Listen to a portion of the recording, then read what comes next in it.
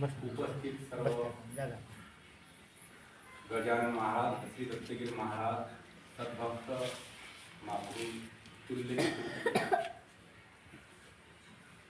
आता किसनराव दादांनी जे या ठिकाणी शब्द बोलले त्यांनी पाच उद्देश आपण काढले आहे. या आता त्यांनी जो भार वाहिला ना तो आपल्या ग्रामातील दैवतांच्या कार्यासाठी ते झटलेले आहेत. खरं जर पाहिलं तर त्यांच्यातून काय चुका घडतील, चुका त्या घडतच असतात. पण दादा तुमच्याबद्दलच आम्ही आभारी आहोत. लोणी वासी आमचे यश दादा या ठिकाणी उपस्थित आहेत.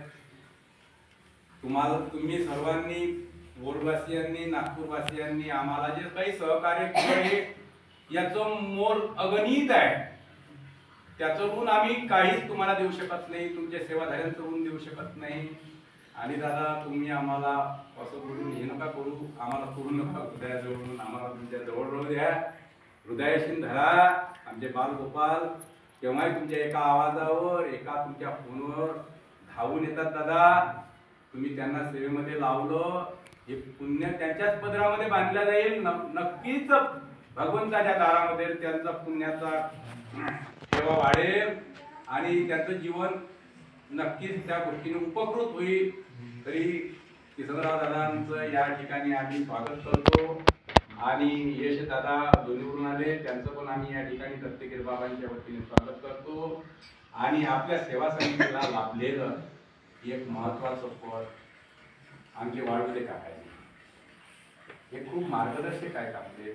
त्यांनी पहा रोडवरून येऊन नेहमी गाडीने येऊन रात्री बेरात्री कुठूनही दादा आलेत, काकाजी आलेत.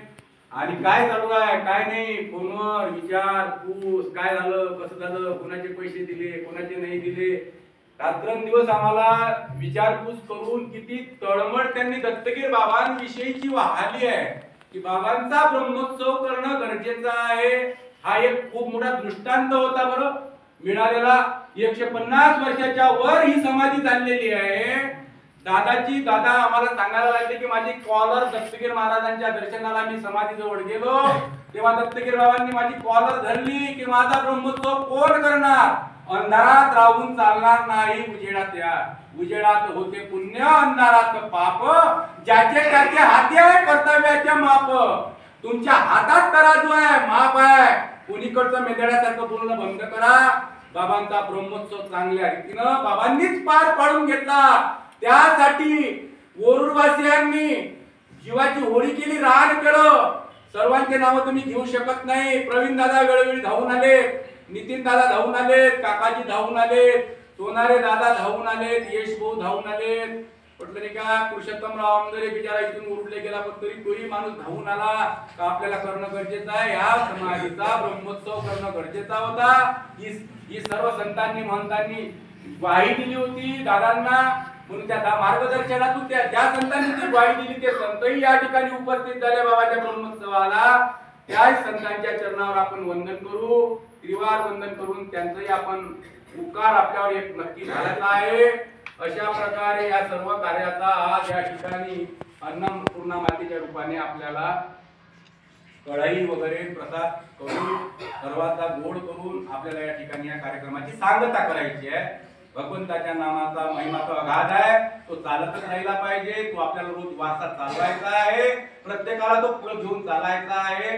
आणि आपलं कल्याण जर कशात असेल तर तुका म्हणे जीवा नको सोडू रे या केशवा. या जीव जो आहे ना, जीव एकटा जातो, जीवासोबत एकच गोष्ट जाते ते म्हणजे तुम्ही केलेले चांगले कर्म. कर्म जर वाईट झाले असतील तर जीव पुन्हा अंधारात जाईल. जीवाने चांगले कर्म केले असेल तर जीवाला कोणीतरी संत हात देतील, कोणी भगवंत आपल्याला ठाव देतील आणि त्यांच्या चरणाशी आपल्याला जागा मिळेल. एवढं बोलून आम्ही सर्वांची माफी मागतो, गावकऱ्यांची सर्वात सेवाधाऱ्यांची की आता कार्यक्रम पार पडला. सर्वांच्या आम्ही वतीने गावकऱ्यांच्या वतीने पुन्हा अंतर चुकलं असेल आम्हाला मोठ्या अंतकरणाने सर्वांनी माफ करावं आणि सर्वांनी संतांच्या चरणावर नमस्कार करून दोन शब्द म्हणजे जय गजानन श्री सत्य सद्गुरु श्री गजानन बाबा, श्री आणि माझे उपस्थित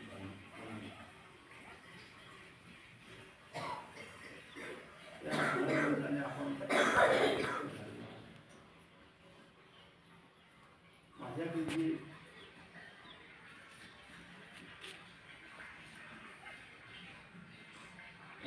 किती जबाबदारी आहे होती ती माझ्या परीने मी पूर्ण करण्याचा प्रयत्न केला. त्याच्यामध्ये प्रेमाच्या हातून चुकून लागले समजा मला माफ करा. काकाची असं मला